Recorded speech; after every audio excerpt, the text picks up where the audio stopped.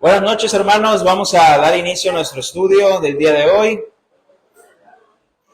Pueden tomar su lugar, los niños pueden pasar a su salón de clase.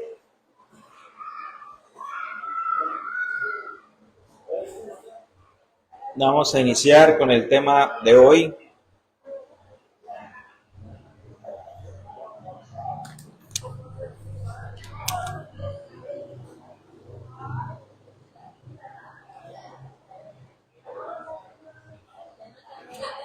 Ok.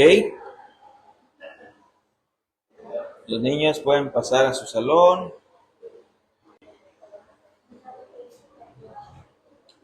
Ok, vamos a orar, hermanos. Vamos a poner este tiempo en las manos del Señor. Bendito Dios y Padre de nuestro Señor Jesucristo, te damos gracias, Dios. Gracias porque podemos estar una vez más aquí reunidos. Gracias por la vida de mis hermanos que están aquí, que pueden tomar un tiempo, Señor, que acomodan sus tiempos para poder venir y escuchar tu palabra. Gracias, Señor, por el mensaje que vas a hablarnos en esta noche, porque sabemos que este Espíritu Santo, Señor, hablando la vida de cada uno de nosotros, sabemos que este Espíritu Santo, Señor, que nos redarguye, que nos instruye, que nos enseña tu palabra. Señor, te pedimos por aquellos hermanos que avisaron que no van a poder venir, por aquellos hermanos que por una u otra situación se encuentran enfermos, Señor, o que no pueden estar aquí. Te pedimos, Señor, que ahí de donde nos vean también puedan aprender de tu palabra. Yo te doy gracias, Señor, en el nombre de Cristo Jesús. Amén. Ok, hermanos, estamos en Apocalipsis capítulo 11. Es el libro que estamos estudiando Apocalipsis y ya vamos en el capítulo 11. Apocalipsis capítulo 11. Me hubiera gustado terminar la semana pasada este capítulo, pero pues no pudimos concluirlo, pero vamos a concluirlo el día de hoy. Bueno, eso esperemos, que sí se pueda concluir el día de hoy. Apocalipsis capítulo 11, versículo, vamos a empezar a leer desde el 1. Acuérdense que el tema que teníamos es los dos testigos y la séptima trompeta. Los dos testigos y la séptima trompeta. Vamos a leer Apocalipsis capítulo 11, versículo de 1 en adelante. Dice: entonces me fue dada una caña semejante a una vara de medir y se me dijo: levántate y mide el templo de Dios y el altar y a los que adoran en él. Pero el patio que está fuera del templo, déjalo aparte y no lo midas, porque ha sido entregado a los gentiles y ellos hollarán la ciudad santa 42 meses.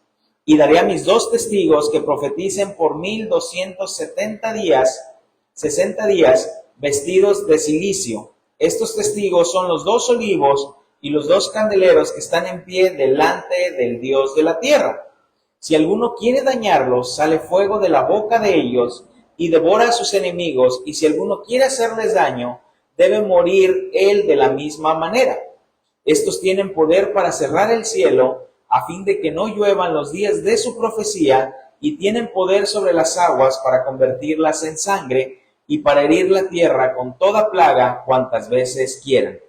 Cuando hayan acabado su testimonio, la bestia que sube del abismo hará guerra contra ellos y los vencerá y los matará. Y sus cadáveres estarán en la plaza de la gran ciudad, que en sentido espiritual se llama Sodoma y Egipto, donde también nuestro Señor fue crucificado. Y los de los pueblos, tribus, lenguas, naciones, verán sus cadáveres por 3 días y medio y no permitirán que sean sepultados. Y los moradores de la tierra se regocijarán sobre ellos y se alegrarán y se enviarán regalos unos a otros, porque estos dos profetas habían atormentado a los moradores de la tierra. Pero después de 3 días y medio entró en ellos el espíritu de vida enviado por Dios, y se levantaron sobre sus pies, y cayó gran temor sobre los que lo vieron. Y oyeron una gran voz del cielo que les decía: subid acá. Y subieron al cielo en una nube, y sus enemigos los vieron. En aquella hora hubo un gran terremoto, y la 10ª parte de la ciudad se derrumbó, y por el terremoto murieron en número de 7,000 hombres. Y los demás se aterrorizaron y dieron gloria al Dios del cielo. El segundo ay pasó, he aquí el tercer ay viene pronto. Hasta ahí vamos a leer, hermanos, hasta el versículo 14. Hermanos, dando un pequeño repaso nada más de lo que hemos estado estudiando Apocalipsis, decíamos el miércoles pasado que podemos notar que Apocalipsis es una literatura apocalíptica. Entonces, no todo lo que se menciona en Apocalipsis es literal, ¿verdad? Es literal, tiene mucha numerología, tiene mucha alegorías y tiene también muchas cosas simbólicas. Entonces, hermanos, veíamos que cuando la palabra de Dios nos dice que dos testigos, una de las posturas que se creen es que unos piensan que puede ser Elías y Moisés, otros piensan que puede ser Elías y Enoc, ya que pues Moisés sí vio muerte, pero Elías y Enoc no vieron muerte. Y siempre se ha tratado o se ha creído que pueden ser alguno de estos, pero según la postura que nosotros hemos estado estudiando al principio del libro, podemos ver que no se refiere realmente a dos personas literales, ni a Elías, ni a Enoc, ni a Elías, ni a Moisés. Entonces, estos dos testigos, hermanos, dijimos el miércoles pasado que se refiere a la iglesia de Cristo. A la iglesia de Cristo es a lo que se refiere. Hermanos, porque pudimos ver que el Señor le dice a Juan, mide el templo. Y una de las cosas que veíamos también cuando iniciamos estudiando Apocalipsis capítulo 3, nos menciona, el Señor Jesucristo dice, al que venciere, yo lo pondré como columna en el templo de Dios. Y eso es lo que veíamos, ¿no? Hace esa referencia, yo lo pondré como columna en el templo de Dios. Eso habla referente a que todos los que formamos la iglesia de Cristo somos el templo de Dios. Y también fue lo que vimos varios versículos donde Pablo menciona que nosotros somos el templo de Dios. Decíamos que la postura dispensacional dice que cuando pide medir el templo aquí, está hablando de ese templo literal, el tercer templo que debe de ser construido. Entonces, hermanos, y decíamos de esta manera, yo no dudo que a lo mejor el templo se pueda reconstruir otra vez, porque los judíos es lo que quieren hacer y han estado queriendo hacer por muchos años, o cientos de años, que quieren volver a reconstruir el templo, pero aunque se construya el templo, hermanos, yo no lo consideraría ya el templo de Dios, porque realmente la palabra de Dios es muy clara cuando dice que nosotros somos el templo de Dios y que el Señor no habita en templos hechos de mano, ¿verdad? Entonces, aunque así fuera y así pase, que el templo se reconstruya y los judíos vuelvan a hacer sus sacrificios, yo no lo tomaría como una señal apocalíptica. Realmente para mí no sería una señal apocalíptica, porque eso puede pasar, puede pasar, pero bueno. Entonces, el Señor, cuando habla de medir al templo, decíamos el miércoles pasado, cuando habla de medir el templo delimita, ¿no? Quiénes son creyentes y quiénes no. Por eso dice, mide quiénes son, cuánto mide el templo, realmente cuánto es el número de creyentes o el número de personas que Él ha predestinado antes de la fundación del mundo, y dice, mídelos con la caña, ¿no? Y cuando hablábamos aquí de la caña decíamos que realmente pues es el canon. Así es como realmente un cristiano puede ser medido por medio de la palabra de Dios. Y igual el domingo hablábamos un poquito de eso, ¿no? Que una cosa es decir que creemos en el Señor y otra cosa pues es llevarlo a la práctica. Entonces podemos creer la palabra de Dios y podemos citar la Biblia, pero ¿cómo vamos a mostrar que creemos la palabra de Dios? Pues en el amor al prójimo, en el amor a nuestro hermano. Entonces, el Señor Jesús dijo, si me amáis, guardad mis mandamientos. Entonces, hermanos, decíamos que el capítulo 10 de Apocalipsis, habla cómo Juan comió ese librito, ¿verdad? Ese librito agridulce, que era dulce en su boca, más amargo en el vientre. Pero decíamos que el comer el librito tenía un gran propósito.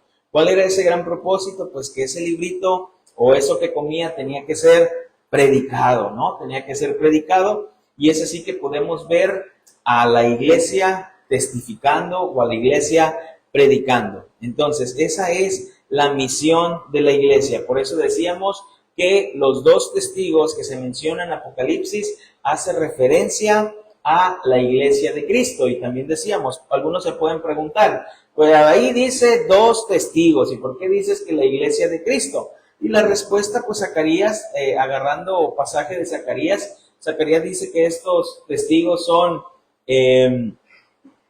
estos testigos son, se me fue, en ese tiempo estaba el sacerdote, se me fue Josué, estaba como sacerdote Josué y como rey estaba Zorobabel, ¿verdad? Y dice, estos son los testigos, los olivos, y decíamos, los dos testigos, los candeleros y los dos olivos, y decíamos, hermanos, que la iglesia es un reino de sacerdotes, o sea, es un reino y tiene un sacerdocio, ¿verdad? Entonces, hermanos, decíamos que es por ello que la iglesia es estos testigos. Nosotros testificamos la palabra de Dios por medio de su Espíritu Santo. Y veíamos que por eso dice Hechos capítulo 1, versículo 8, y recibiréis poder y me seréis testigos. Entonces, hermanos, veíamos cómo la iglesia está vestida de cilicio, la iglesia militante. Mientras nosotros estemos aquí, hermanos, estaremos vestidos de cilicio. ¿Por qué de cilicio? Porque estamos hablándole a las personas a llevarlos a un arrepentimiento delante de Dios.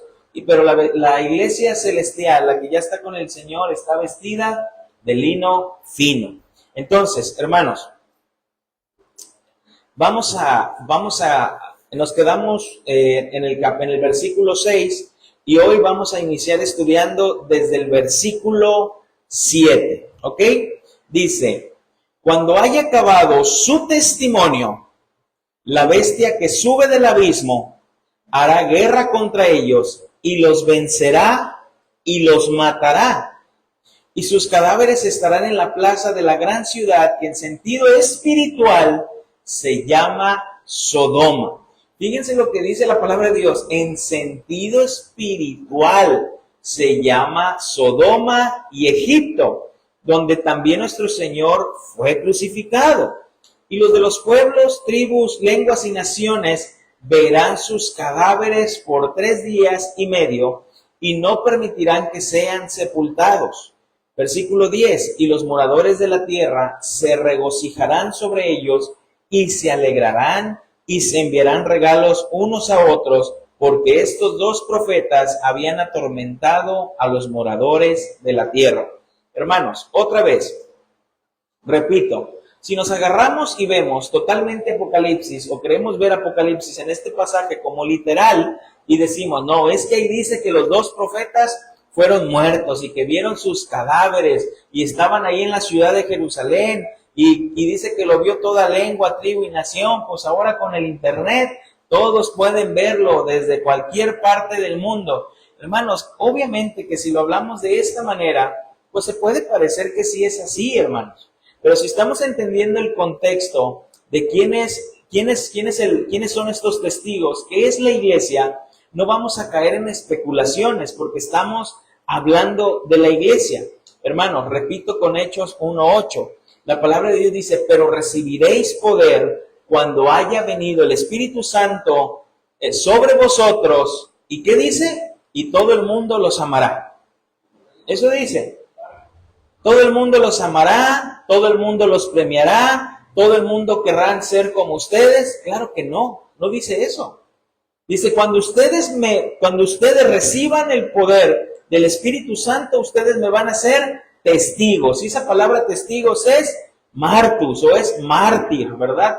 Mártir, van a ser mártires, van a morir por predicar el Evangelio.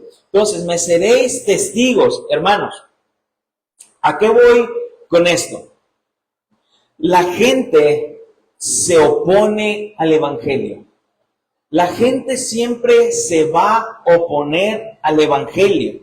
¿Por qué la gente se opone al Evangelio? Tú y yo hubo años que nos opusimos al Evangelio. Pero ¿por qué la gente se opone al Evangelio? Porque el Evangelio revela la pecaminosidad del hombre. revela lo que realmente es el hombre. Y cuando el Evangelio revela la pecaminosidad del hombre, ¿sabes qué hay en el hombre? Si no hay un llamado de Dios en cuanto a se le predica el Evangelio, hiere el orgullo del hombre. Hermanos, por eso el Evangelio tiene que ser predicado, pero el Evangelio se tiene que exponer de tal manera que podamos decirle al hombre que es pecador. Porque ¿cómo tú vas a ir al doctor y el doctor te va a decir, a ver, antes de checarlo, tómese esta medicina? Pues no te la vas a tomar. ¿Por qué no te la vas a tomar? Pues ni siquiera me ha visto. Bueno, si vas ahí al Similares que está por Pablo Silva, hay un doctor que sí es así. Ni siquiera te revisa y ya te está dando el medicamento. Ni siquiera así le dices, tienes esto, tómate esto. Ni siquiera te revisa. Entonces, pero un buen doctor, ¿qué va a hacer? Te va a preguntar, te va a checar, te va a decir, te va a ver, te va a sentar, te va a tocar, te va a decir, respira, a ver, esto, lo otro. Te va a preguntar para poder diagnosticar qué es lo que tienes. Hermanos, el Evangelio, cuando el Evangelio se expone, repito, revela la pecaminosidad del hombre. Y que el hombre está totalmente depravado, que el hombre jamás buscará a Dios, y es ahí donde se ofrece la cura. La cura es la sangre derramada en la cruz del Calvario, el sacrificio de nuestro Señor Jesucristo.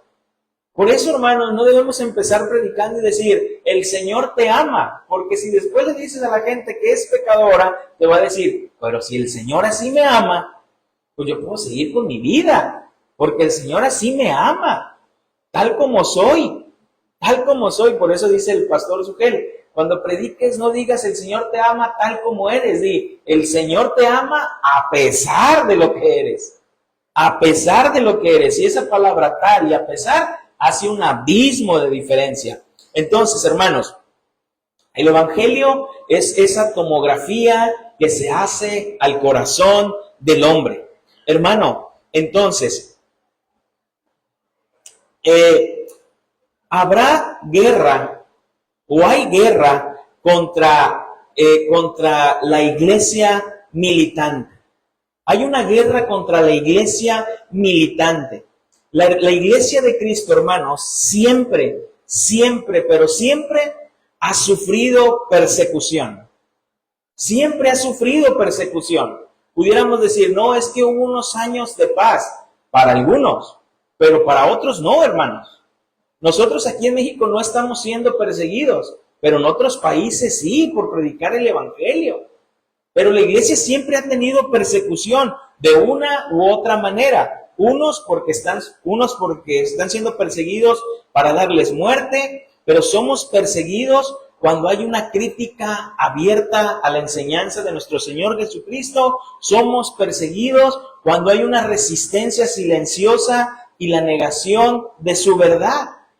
Pero realmente la iglesia está siendo perseguida, hermanos. Está siendo perseguida.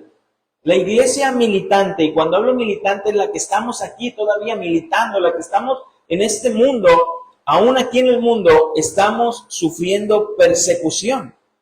Por eso dice que sus cadáveres, estos profetas fueron vencidos, y dice que sus cadáveres estaban ahí y fueron exhibidos. Hermano, lo que nos quiere dar el lector Juan con esto es que la iglesia fue vencida, pero en ciertos periodos de tiempo la iglesia puede ser vencida, pero jamás será destruida. Porque el Señor Jesús dijo, las puertas del Hades no prevalecerán contra ella. Mateo capítulo 16, versículo 18. Mateo 16, versículo 18.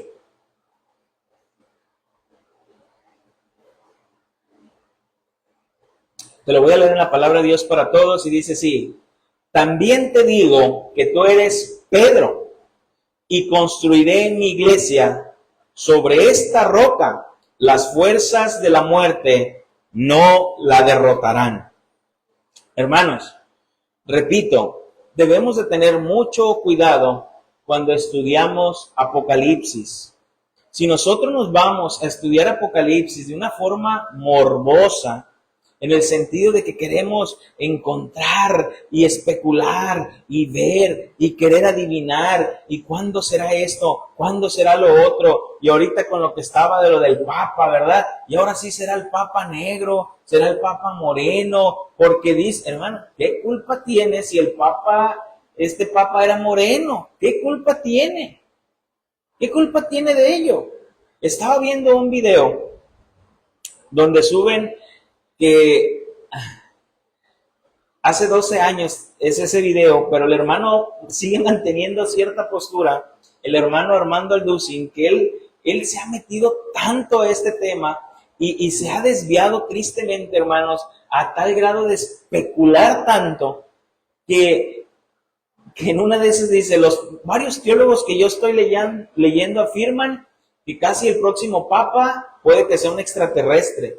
No estoy mintiendo, hermanos, es una realidad.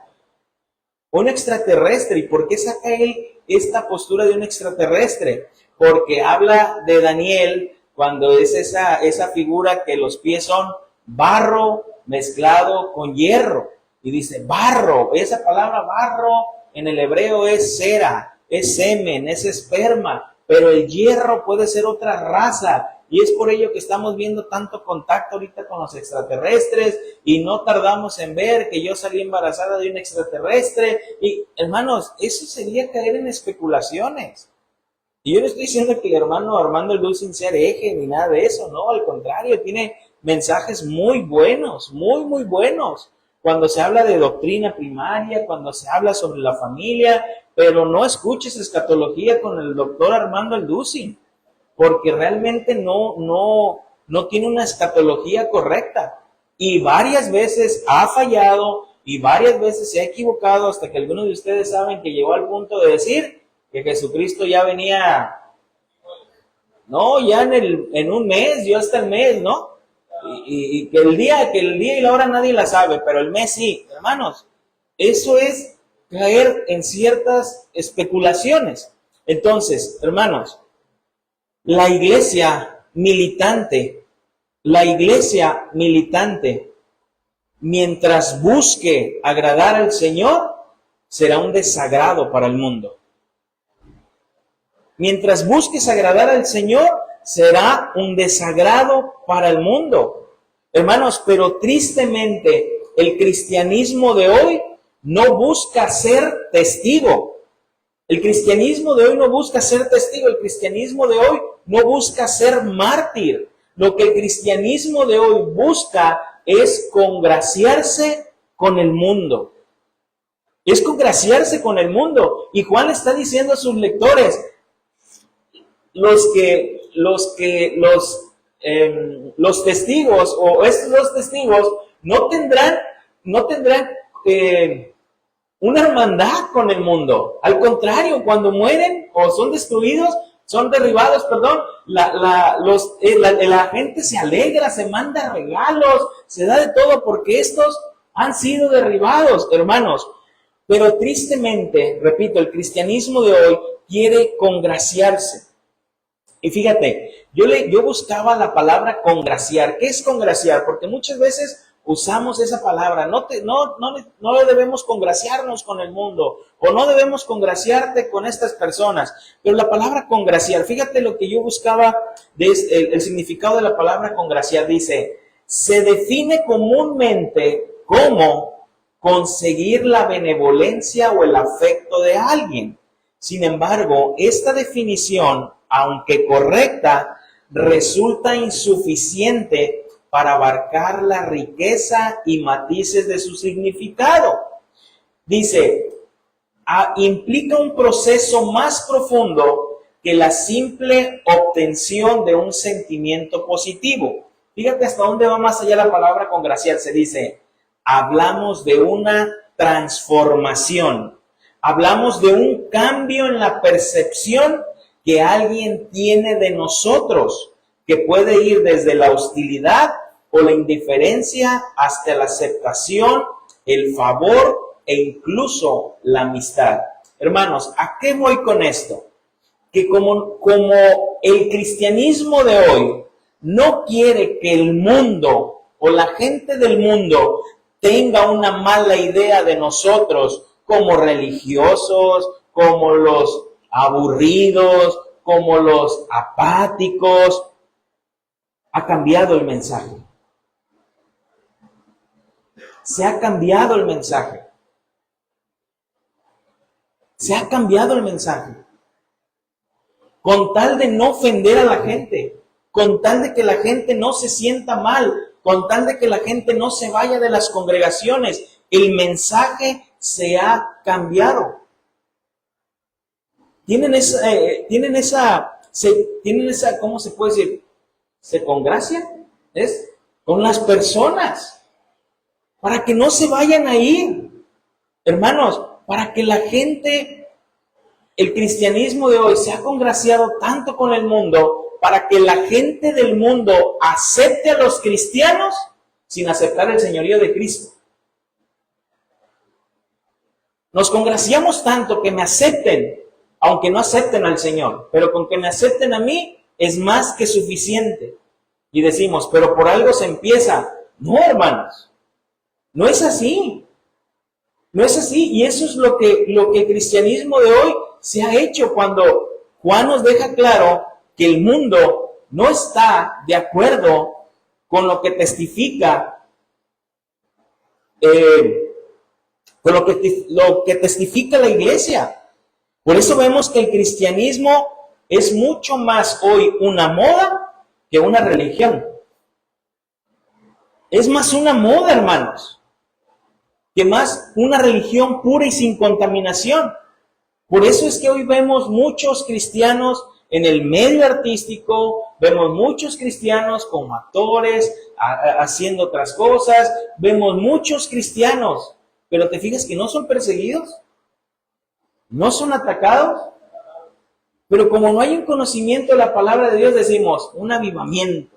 Se está viviendo un avivamiento porque ha habido tantos cristianos como no en otros tiempos. ¿O será que el cristianismo está más suave?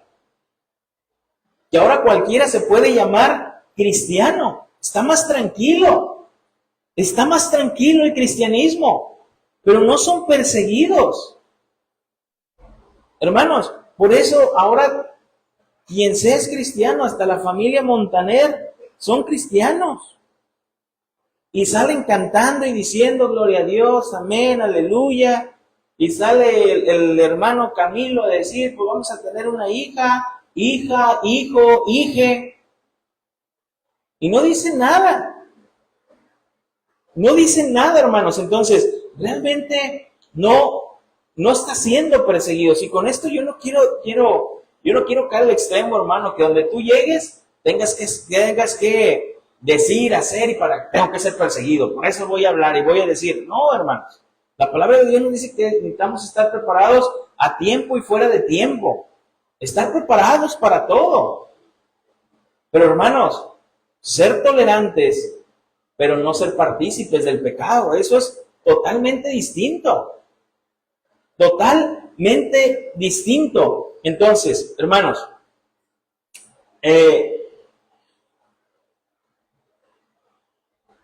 cuando nos queremos congraciar con el mundo, es cuando las iglesias locales crecen rápido. Esas iglesias crecen rápido, hermanos, pero su caída es fuerte. Su caída es fuerte y es triste. Es triste. ¿Qué ha pasado? ¿Cómo no se escuchó un buen tiempo la iglesia Hillsong? Y Hillsong por aquí, y Hillsong por allá, y Hillsong. ¿Dónde está Hillsong ahora? ¿Dónde está esa congregación de Hillsong?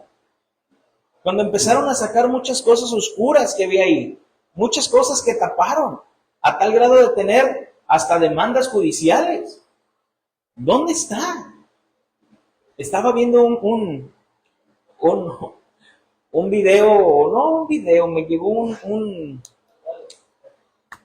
ahí a Facebook de una congregación que dice, ya tenemos 2 años en Colima, y nos cambiamos de lugar.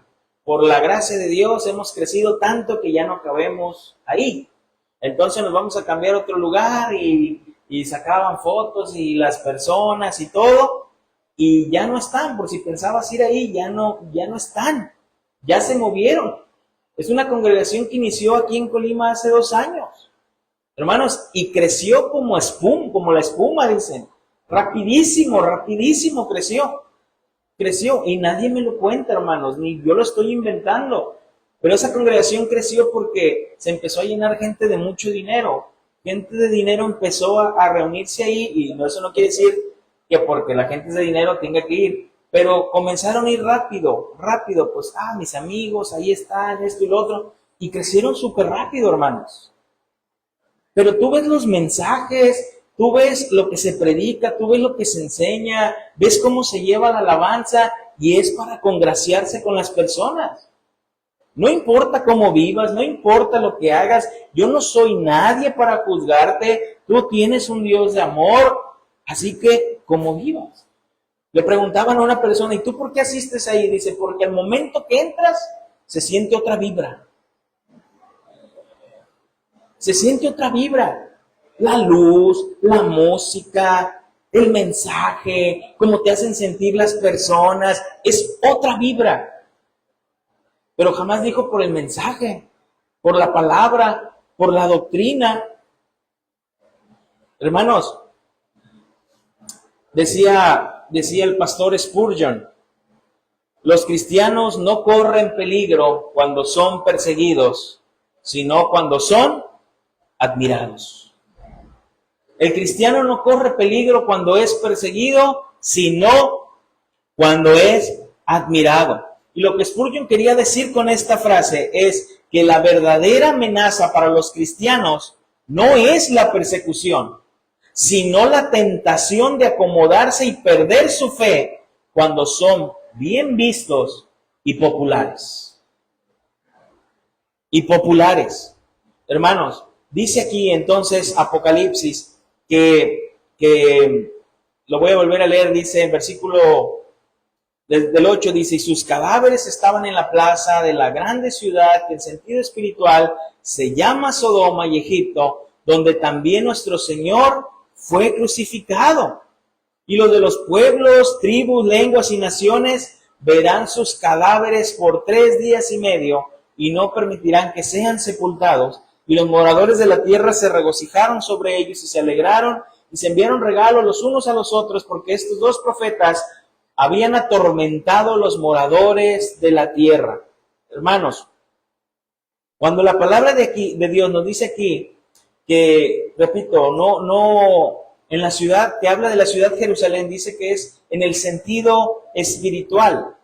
Y cuando hablamos en el sentido espiritual es todo aquel que está en rebelión contra Dios, todo aquel que se ha rebelado contra Dios. Sodoma, ¿qué simboliza, hermanos? La inmoralidad. Sodoma simboliza la inmoralidad. Y Egipto, ¿qué simboliza? La opresión política. La opresión política. Entonces, hermanos, el pueblo de Dios está en este mundo donde nuestro Señor Jesucristo fue crucificado. El mundo se alegra cuando las iglesias fallan. El mundo se alegra cuando la iglesia tropieza o parece que ha desaparecido. El mundo se alegra, hermanos, y es triste que cristianos están en la espera de que otro cristiano caiga para poder publicar su caída, para poder hablar de su caída, y se olvidan del dolor, la compasión y la tristeza por el hermano. De verdad, o sea, yo respeto a hombres que tienen muy buena doctrina, que aman al Señor, pero yo digo, ¿a qué horas tienen tiempo para hacer eso? Pasa una noticia que un pastor cayó, 3 horas y ya suben un video. Digo, ¿a qué horas tienen tanto tiempo para hacer eso? Y luego empiezan a subir un video diario. Diario del hermano que cayó. Pero ¿sabes qué es lo más triste? Que aún con esos videos monetizan. Y terminan haciéndolo más por negocio que por una información. Que por una información, hermanos, de verdad. Antes decíamos, el mundo se puede alegrar, el mundo está, pero hoy hasta los mismos cristianos se gozan de la caída de otro creyente. Es triste, hermanos. Versículo 11 de Apocalipsis 11.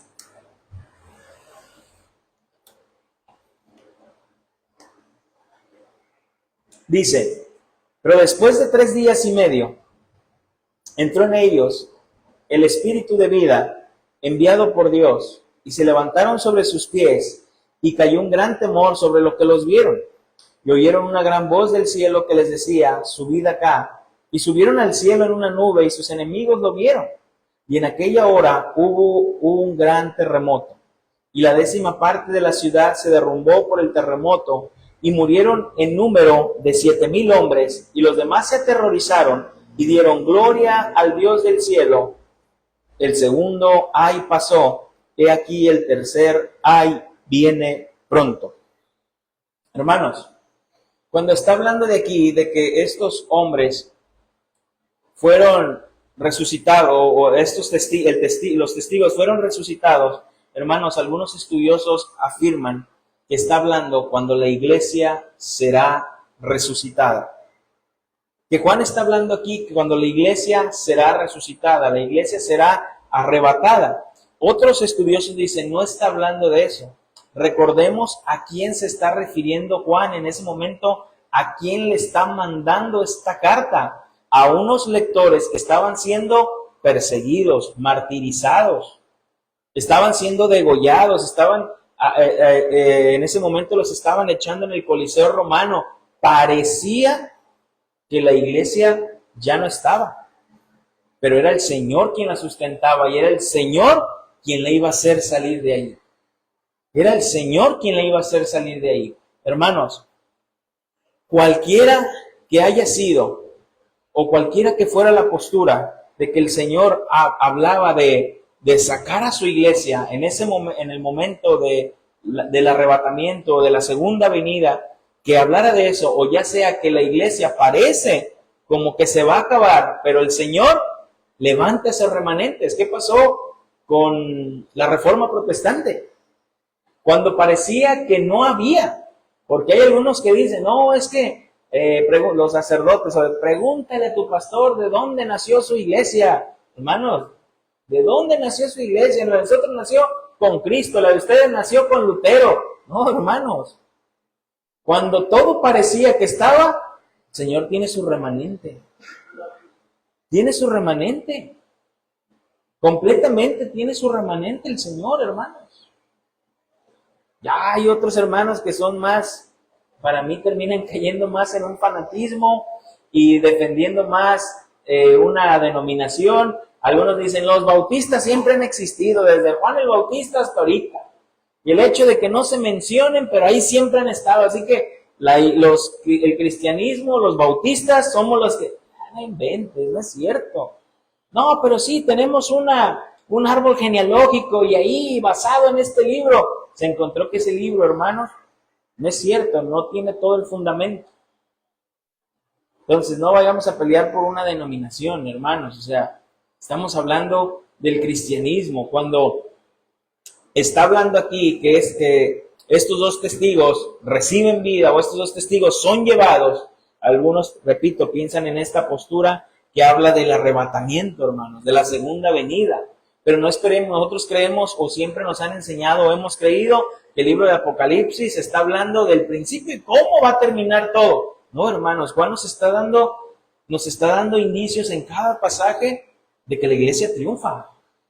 De que la iglesia triunfa, que la iglesia va a triunfar. Primera de Tesalonicenses, capítulo 4, versículo 13.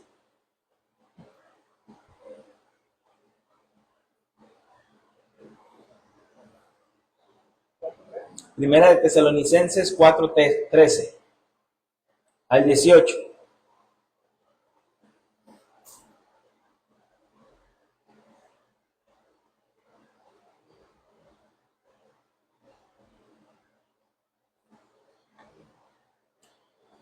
Dice, tampoco queremos, hermanos, que ignoréis acerca de los que duermen, para que no os entristezcáis como los otros que no tienen esperanza. Porque si creemos que Jesús murió y resucitó, así también traerá Dios con Jesús a los que durmieron en él. Por lo cual os decimos esto en palabra del Señor, que nosotros que vivimos, que habremos quedado hasta la venida del Señor, no precederemos a los que durmieron, porque el Señor mismo, con voz de mando, con voz de arcángel y con trompeta de Dios, descenderá del cielo, y los muertos en Cristo resucitarán primero. Luego nosotros, los que vivimos, los que hayamos quedado, seremos arrebatados juntamente con ellos en las nubes para recibir al Señor en el aire, y así estaremos siempre con el Señor. Por tanto, alentaos los unos a los otros con estas palabras. Por eso dice que estos testigos fueron llevados como en la nube, ¿verdad? Haciendo referencia al Señor. Y algunos dirán, pero aquí dice que fueron 7,000 hombres que murieron, hermanos. Si agarramos esta palabra literal de 7,000 hombres, pues agarraríamos también los 144,000, agarraríamos todos los demás días que se han mencionado como literales. Hermanos, así como el Señor tiene un número limitado, ¿ves? Un número limitado de sus escogidos, hay un número de los perdidos. Hay un número de los perdidos, hermanos. Hay un número de los perdidos.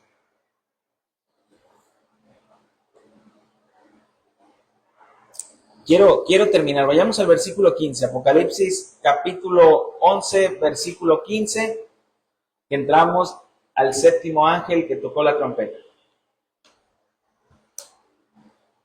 Ve cómo una vez que el Señor dice aquí que, voy a leerlo un poquito corridito, dice, desde el 8 voy a leer y ya luego nos vamos a pasar, no, vamos a leer desde el 15, hermanos, para poder terminar. Dice, el séptimo ángel tocó la trompeta y hubo grandes voces en el cielo que decían, los reinos del mundo han venido a ser de nuestro Señor y de su Cristo. Él reinará por los siglos de los siglos. Y los 24 ancianos que estaban sentados delante de Dios en su trono, se postraron sobre su rostro y adoraron a Dios diciendo, te damos gracias, Señor Dios Todopoderoso, el que eras y el que es y el que has de venir, porque has tomado tu gran poder y has reinado.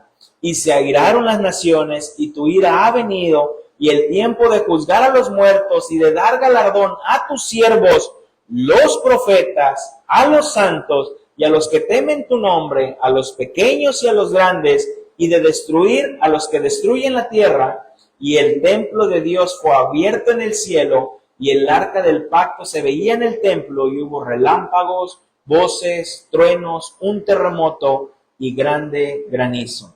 Hermanos, Juan recuerda a sus lectores que constantemente estamos en la presencia de nuestro Dios. Nuestro Dios no nos ha abandonado. Por más fea que se vea la situación, porque parezca que estamos muertos, porque parezca que de esta situación no vamos a salir, que de esta situación no encontramos salida, el Señor nos tiene en el hueco de su mano. El Señor no nos ha abandonado. El Señor no nos ha dejado. Hermanos, lo que Juan está haciendo con sus lectores es un recordatorio de la fidelidad de Dios por su pueblo. Por su pueblo. Hermanos, repito, aunque parezca que la iglesia va a desaparecer, aunque parezca, la iglesia no va a desaparecer, hermanos. No va a desaparecer. Quiero terminar con 2 de Corintios, capítulo 4, versículo del 8 al 18.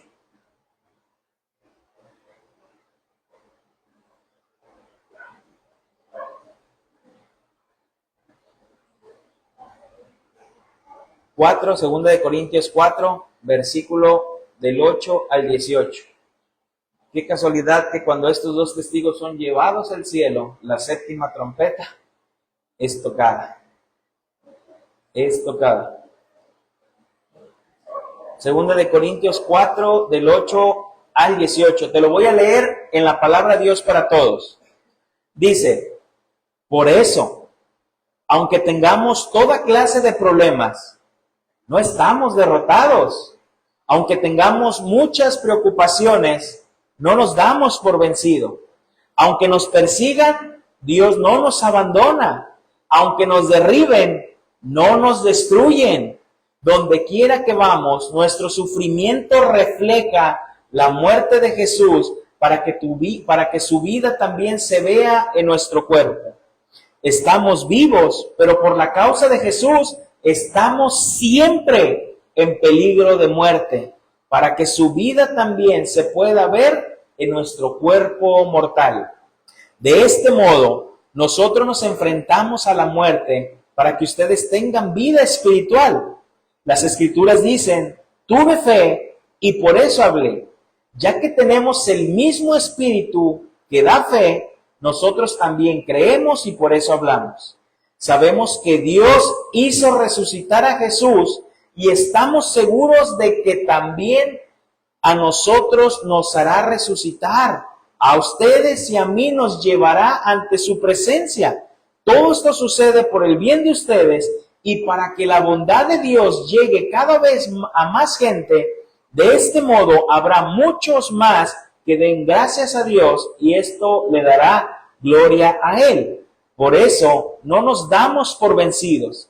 Es cierto que nuestro cuerpo se envejece y se debilita, pero dentro de nosotros, de nuestro espíritu, se renueva y fortalece cada día. Nuestros sufrimientos son pasajeros y pequeños en comparación con la gloria eterna, grandiosa a lo que ellos conducen. A nosotros no nos interesa lo que se pueda ver, sino lo que no se puede ver, porque lo que se puede ver solo dura poco tiempo, en cambio lo que no se puede ver dura para siempre. Hermanos, tengo voy a llamarlo así, un amigo de barrio de muchos años, donde me mandó un mensaje y me decía, un video donde decía, Jesús no partió el tiempo. Y como ya lo conozco y sé cómo es, dije, ya sé a dónde vas. Y no vi el mensaje, me lo mandó ayer. Y apenas lo leí, lo vi hoy. Y el video decía así, que Jesús no partió el tiempo porque realmente Jesús nació 4 años antes, de 4 a 6 años antes de lo que se cree ahora. O sea, ahorita decimos, estamos en el 2025 después de Cristo. Pero está mal, porque realmente debería de ser 4 años o 6 años antes. Entonces, realmente estaríamos ahorita, deberíamos decir que estaríamos en el 2029, 2030 después de Cristo. Y eso es una realidad, hermanos. Eso es una realidad. No es cierto que estamos en el 2025 después de Cristo. O sea, hay esa falla por el tema de los calendarios, que al final quedó pues el calendario gregoriano y es ahí donde más se basan. Entonces, este amigo, creo que yo les he contado, un día yo llegué ahí donde él estaba y él ya sabía que yo era cristiano y me dice, oye, tengo una pregunta. Y yo, sí, dime. Me dice, ¿tú qué opinas del aborto? Ya sabía por dónde iba, ¿no? Él estaba estudiando Derecho en aquel entonces y le dije, ¿yo qué opino del aborto? Le dije, pues lo que yo opine sale sobrando. Es mi opinión. Dije, pues vamos a ver mejor qué es lo que opina el Señor, el creador de la vida, el que realmente ha dado la vida. Y yo comencé citándole el Salmo de mi embrión, vieron tus ojos, y hablé y le dije, pues para mí, una persona que realmente toma la decisión de abortar, pues realmente ante los ojos de Dios es un asesinato. Y le empecé, y me dice, no, pero a mí no me hables con tu Biblia. A mí háblame de lo que tú crees. Le dije, es que yo no te voy a hablar de lo que tú crees. Es como si yo te pregunto y te digo, ¿tú qué opinas de un ladrón? Y pues me vas a mencionar con el derecho que tú estudias. O sea, tú sabes. Y empezamos a alegar ahí, a decir, no alegar, pues, y me quiso hasta golpear. Ya andaba medio tomado él. Ya le dije, no, mira, si te vas a poner así, mejor nada. Y después recapacitó y ya me decía, cada vez que hablemos, vamos a hablar sanos. Y yo, está bien. A tal punto que cuando yo iba al instituto, a veces nos íbamos juntos, porque él estudiaba en el ITESO, y nos íbamos juntos de aquí, y a veces me decía, voy para Colima, ¿quieres ir? Y yo, pues aprovechaba y me venía. Pero a lo que voy es que yo le respondí, me dice, entonces, ¿estás de acuerdo que Jesús no partió el tiempo? Y le dije, pues si me dices de esta manera, y conforme al video que me estás mandando, si Jesús partió el tiempo, pues no. Nos puede servir más como una referencia al año en el que estamos. Le dije, pero yo creo firmemente que Jesús partió algo más valioso que el tiempo, la vida de un pecador. Jesús parte más allá del tiempo, parte la vida de un pecador, un antes y un después. Mi vida antes de Cristo, mi vida después de Cristo. Y me dice él, totalmente de acuerdo contigo, me pone. Y está de acuerdo.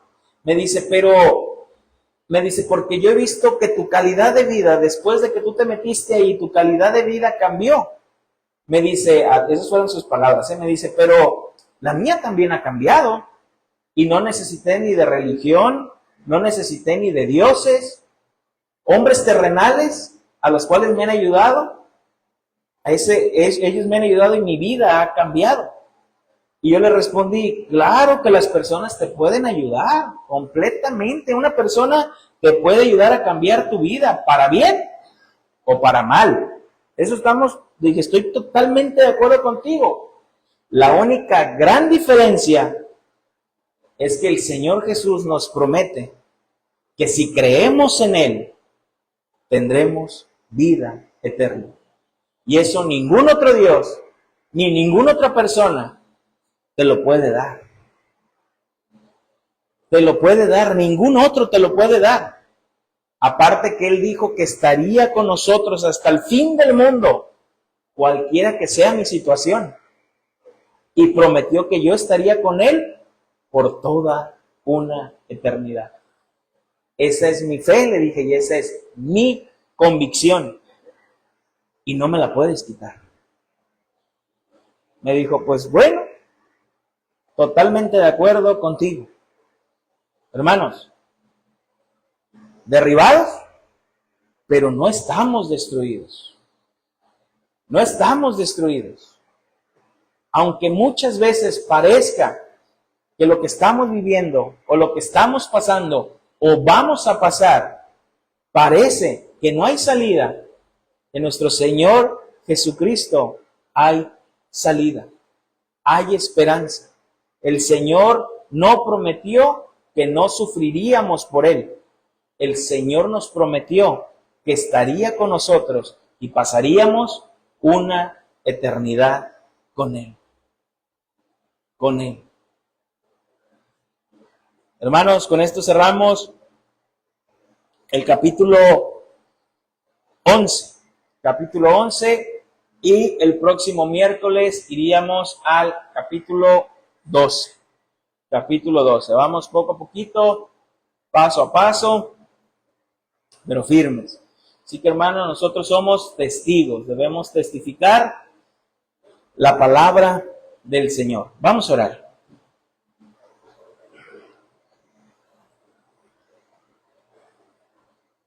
Bendito Dios y Padre de nuestro Señor Jesucristo, te damos gracias. Gracias por tu palabra, Señor, gracias por tu fidelidad. Señor, porque cuántas veces, Señor, hemos creído, hemos pensado que todo está terminado, que no hay salida. Nos sentimos angustiados, devastados. Señor, pero tú traes nuevas fuerzas a nuestra vida. Tú traes esperanza a nuestra vida. Señor, confiamos en tus promesas. Confiamos en tus promesas, Señor. Tú dijiste estar con nosotros hasta el fin del mundo. Y tú lo harás, Señor. Pero cuando nosotros leemos eso hasta el fin del mundo, creemos que eso evita el sufrimiento humano. Pero no es así, Señor. Tú estás con nosotros aún en el sufrimiento humano. Pablo oraba, Pablo rogaba 3 veces que le quitaras el aguijón en su carne. Y 3 veces le contestaste, bástate en mi gracia. Mi poder se perfecciona en tu debilidad. Señor, yo te doy gracias por la vida de mis hermanos. Gracias, Señor, por estos estudios que estamos llevando. No decimos tener la verdad, porque ¿quién tiene la verdad absoluta, Señor? Simplemente, Señor, queremos entender este libro como un libro lleno de esperanza, Señor. No caer en especulaciones ni estar esperando algo más allá, cuando todo está revelado y todo está escrito. Y lo único que estamos esperando, Señor, es tu segunda venida. Yo te doy gracias por la vida de mis hermanos. En el nombre de Cristo Jesús. Amén. Hermanos, estamos despedidos. Que el Señor me les bendiga.